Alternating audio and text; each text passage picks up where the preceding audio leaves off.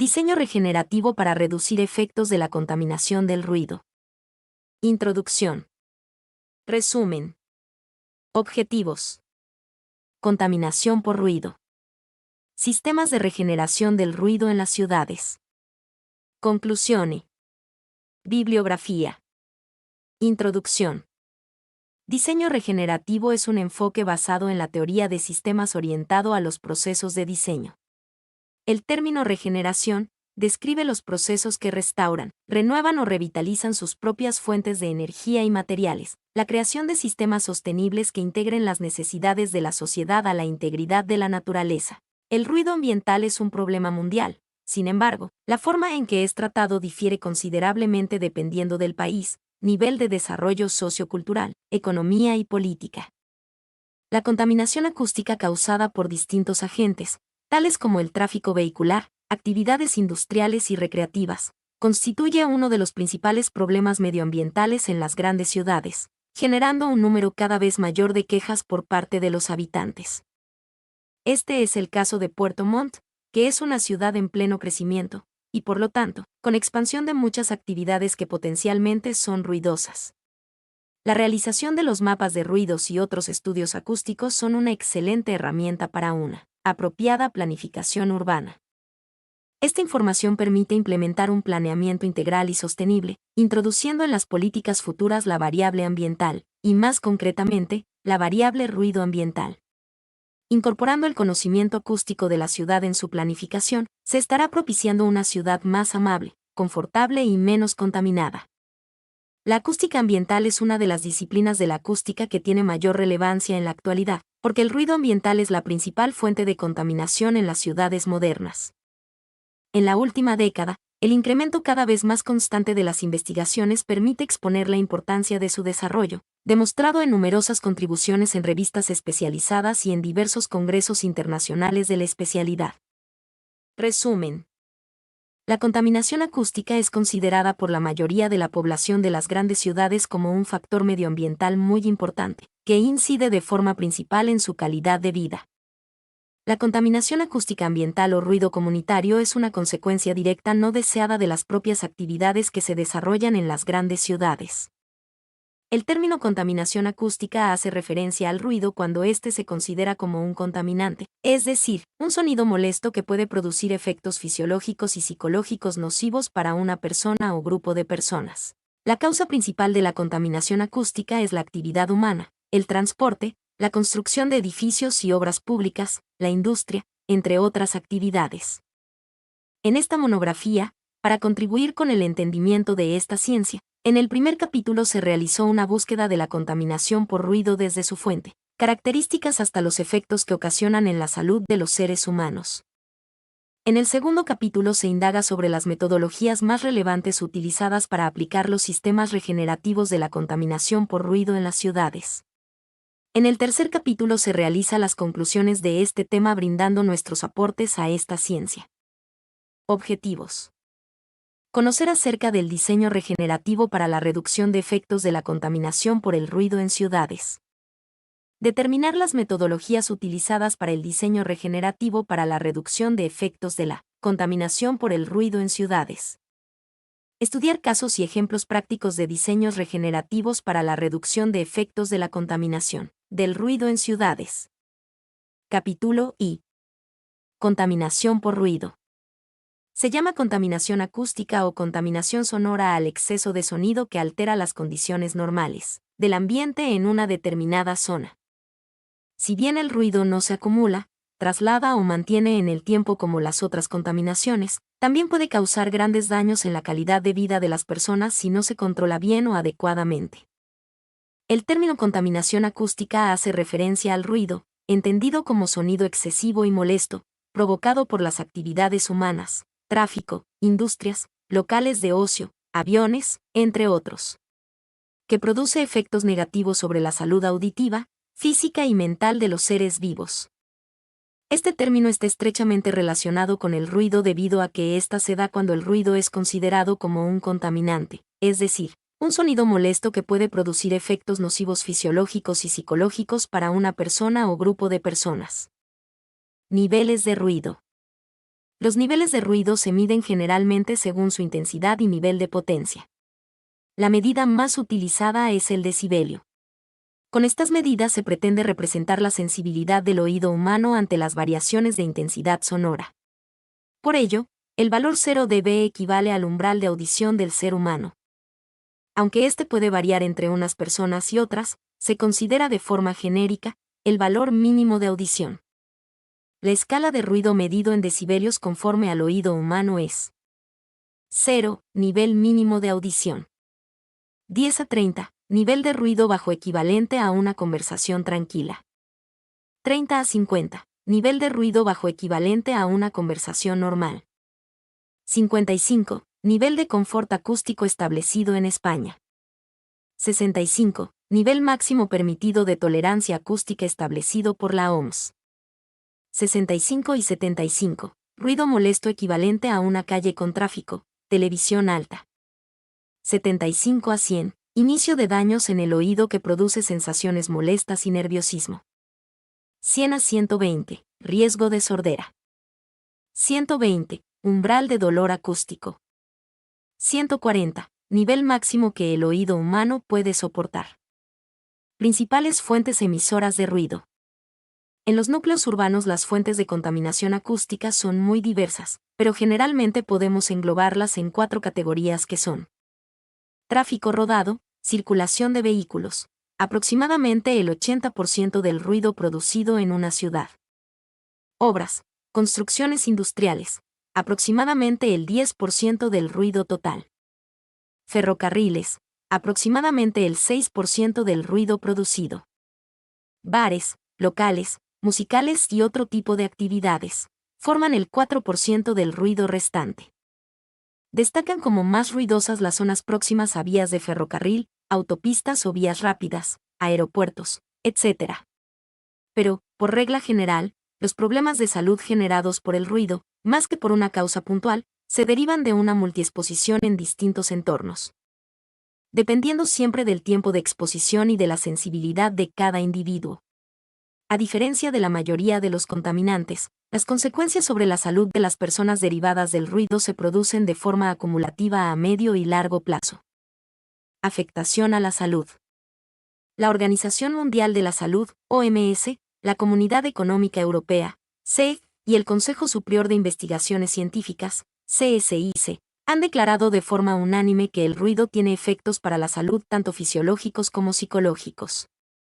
La exposición prolongada al ruido puede causar problemas médicos como hipertensión y enfermedades cardíacas.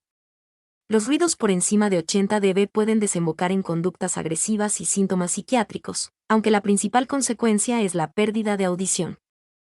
Dentro de los efectos adversos del ruido se pueden incluir cefaleas, dificultad para la comunicación oral y capacidad auditiva, perturbación del sueño y del descanso, estrés, fatiga, depresión, nerviosismo, gastritis, disfunción sexual. Fuentes de la contaminación del ruido. 1.5.1 Medidas de control y prevención sobre la contaminación acústica.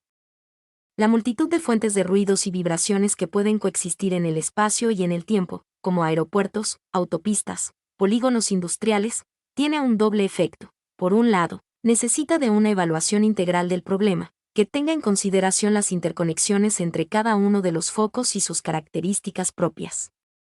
Y por otro, requiere de medidas de prevención y corrección eficaces, para lo que será necesario haber identificado previamente todos los elementos que contribuyen a la contaminación acústica presente en el lugar. 1.5.2 Evaluación.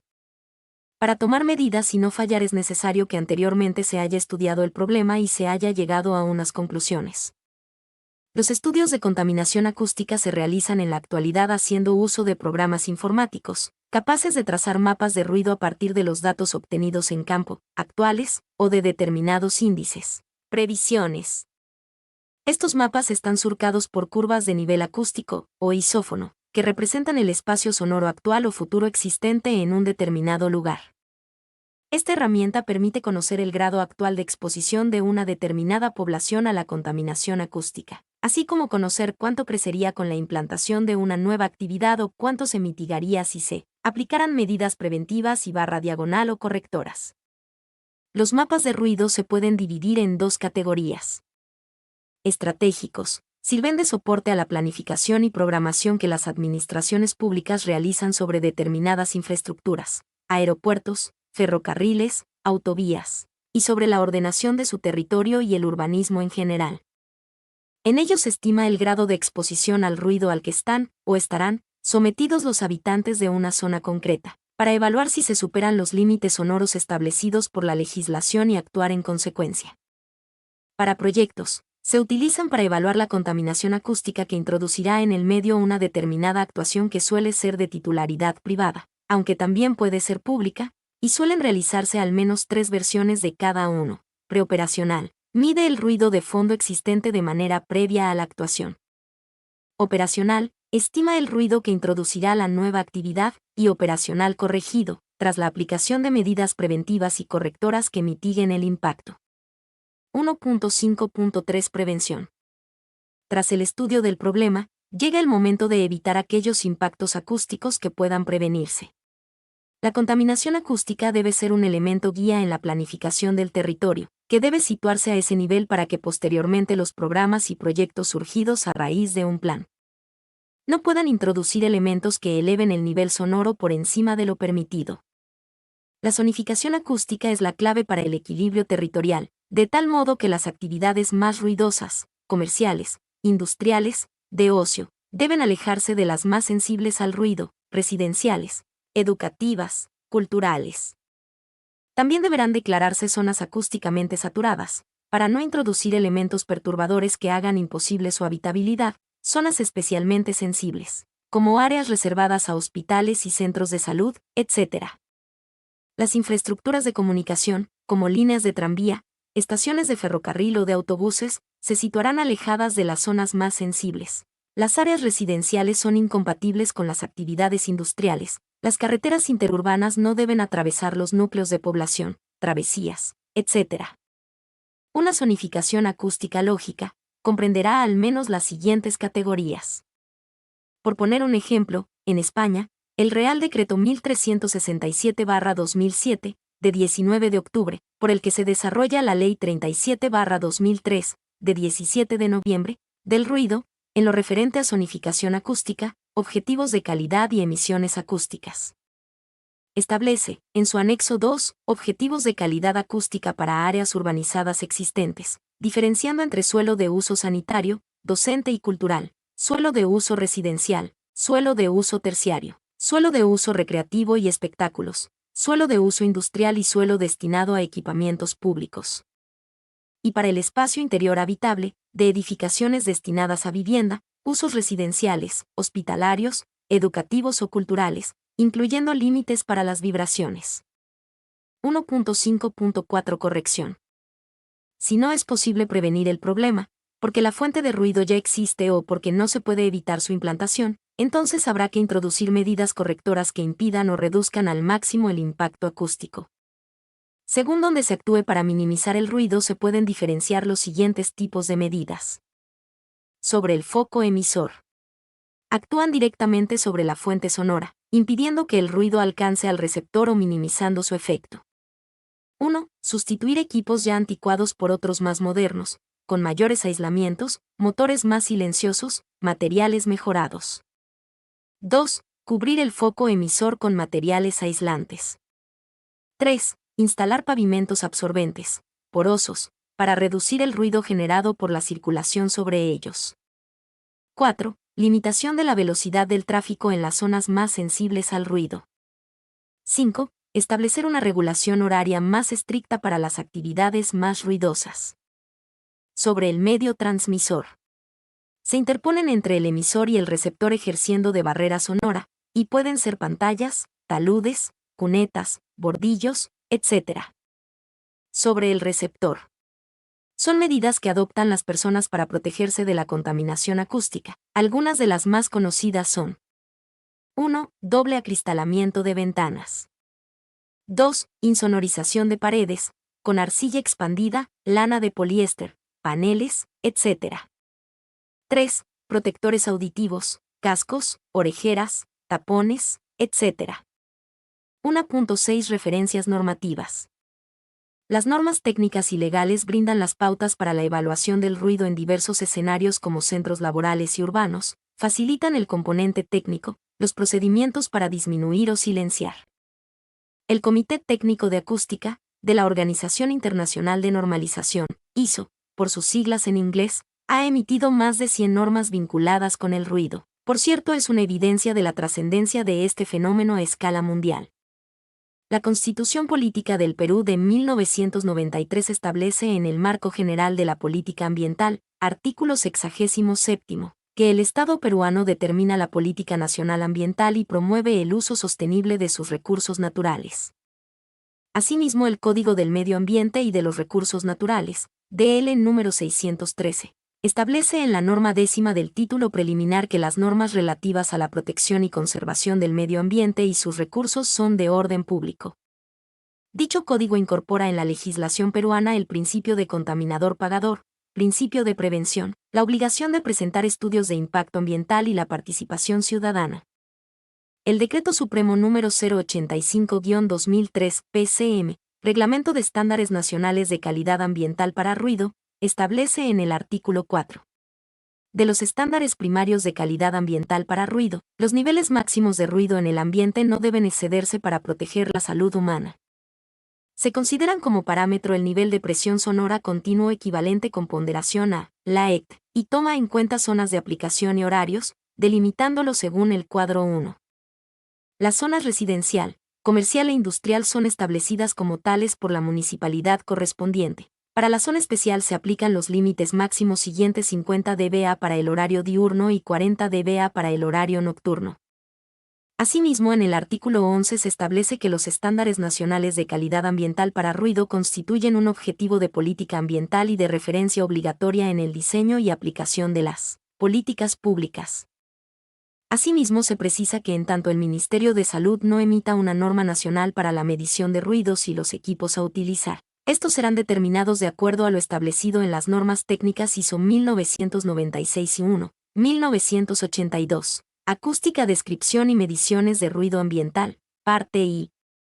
Magnitudes básicas y procedimientos e ISO 1996-2, 1987, Acústica, Descripción y Mediciones de Ruido Ambiental, parte 2, Recolección de datos pertinentes al uso de suelo. Cuadro 1. De otro lado, la Ordenanza número 127 MSI de la Municipalidad de San Isidro, jurisdicción a la cual pertenece la zona elegida, ha reglamentado acerca del área de influencia del bosque El Olivar. En forma explícita, en el artículo 23.1 menciona que los límites permisibles se basan en los estándares nacionales de calidad ambiental para ruido, previstos en el Decreto Supremo número 085-2003, PCM, y como sanción por el incumplimiento está previsto en el artículo 24.2 la revocatoria de la licencia municipal de funcionamiento otorgada. No menciona otro tipo de sanción.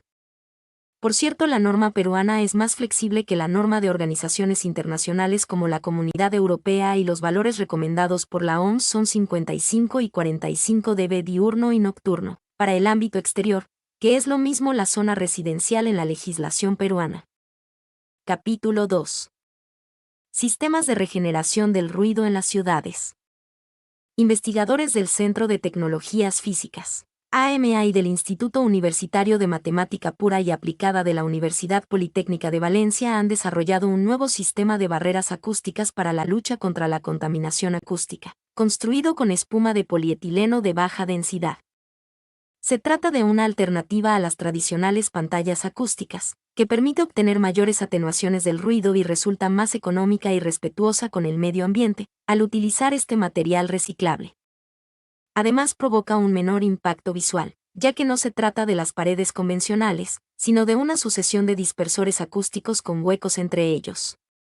En su desarrollo ha participado también la Universidad de Salford, Reino Unido. Hasta el momento, se ha evaluado sus prestaciones en laboratorio, con unos resultados positivos para el rango de las bajas frecuencias, lo que hace que estos sistemas sean susceptibles de ser utilizados para la atenuación de ruido de tráfico. Esta nueva pantalla antirruido está formada por una sucesión periódica de dispersores acústicos de espuma de polietileno, que presentan diferentes mecanismos para la atenuación del sonido. Según explica Vicente Romero García, investigador del Centro de Tecnologías Físicas, AMA, de la UPV, a los picos de atenuación que aparecen debido a la propia disposición periódica de dispersores se añaden picos de atenuación relacionados con las propiedades elásticas y geométricas de cada elemento del sistema. Además, por la propia disposición de los dispersores, la estructura tiene menos resistencia al flujo de aire y por tanto necesitaría menos cimiento que las barreras convencionales, lo cual abarataría el coste. Hasta la fecha lo que existía eran estructuras periódicas de sistemas rígidos, en las que los dispersores acústicos eran cilindros de metal o plástico duro, por lo que la onda al incidir era prácticamente reflejada. Lo que utilizamos ahora son estructuras cuyos dispersores presentan propiedades elásticas y cavidades resonantes. Cada dispersor introduce diversos picos de atenuación. El primero se relaciona con las propiedades elásticas del material. Debido al bajo contraste entre las propiedades del material y las del aire, la onda puede penetrar en el interior de los dispersores y producir resonancias para atenuar el sonido. El segundo se debe a la resonancia del sonido en la cavidad, explica Vicente Romero García. Otra de las características de este nuevo sistema antirruido es la posibilidad de diseño prácticamente a la carta. Podemos diseñar picos de atenuación particularizados. El ruido que se produce en una vía de comunicación de tráfico no es el mismo que el que se pueda dar en una vía de comunicación de ferrocarril. Este sistema, debido a los diferentes efectos físicos que presenta, permite obtener barreras que respondan particularmente a los requerimientos de cada zona, y obtener atenuaciones de un ruido específico mayores que las que se obtienen con las pantallas tradicionales, apunta Romero García. El trabajo desarrollado por los investigadores de la Politécnica de Valencia fue galardonado con el premio Best Paper Award en el último Congreso Europeo de Acústica Euronoise 2009, celebrado en Edimburgo.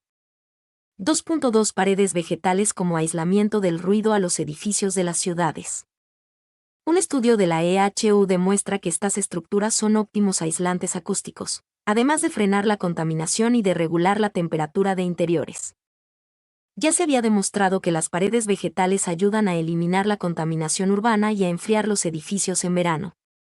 Ahora, una ingeniera agrónoma de la Universidad del País Vasco ha constatado que, además, tienen un gran potencial de absorción de ruido, por lo que podrían ser utilizadas como aislante acústico en las ciudades.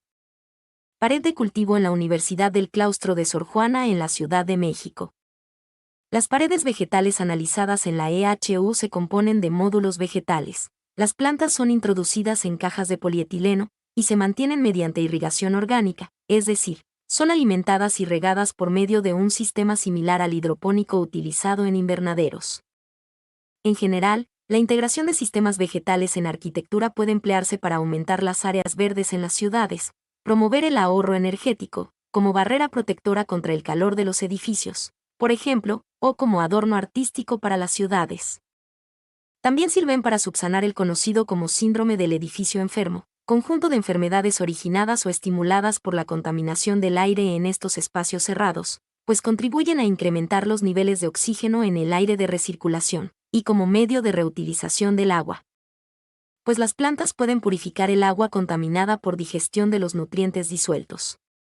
En el futuro estas paredes podrían resultar por todo beneficiosas para ofrecer una imagen más verde de las ciudades, mejorar la calidad de vida de los ciudadanos, ahorrar energía, aumentar la biodiversidad, controlar las aguas pluviales, atenuar el ruido de las ciudades y minimizar los residuos y la contaminación.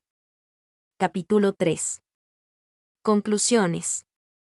Es más económico y eficaz adoptar medidas preventivas, fomentadas desde campañas de educación en los distintos entornos de la vida diaria, instituciones públicas, colegios, industrias, oficinas, etc., de tal modo que se consiga concienciar a la sociedad y, así, disminuir realmente los niveles de ruido. En este sentido, desde la Asociación Médica Mundial, se recomienda la adopción de una serie de medidas por parte de las autoridades médicas competentes, entre las que destacan la información al público en general, destacando los grupos de riesgo como trabajadores y empresarios, jóvenes, etc. Sobre los posibles riesgos que conlleva el ruido, demanda de legislación, en su caso, sanciones legales contra los niveles de sonido intensivos en lugares públicos, etc. A pesar de existir cada vez mayor legislación al respecto, la solución a la contaminación acústica no es ni sencilla ni a corto plazo, ya que intervienen conceptos tan difíciles de modificar como la motivación y concienciación social, actitudes habituales de las personas, etc. Mi nombre es Demim. Soy tu asistente personal. Mi sitio en internet es demim.es.tl.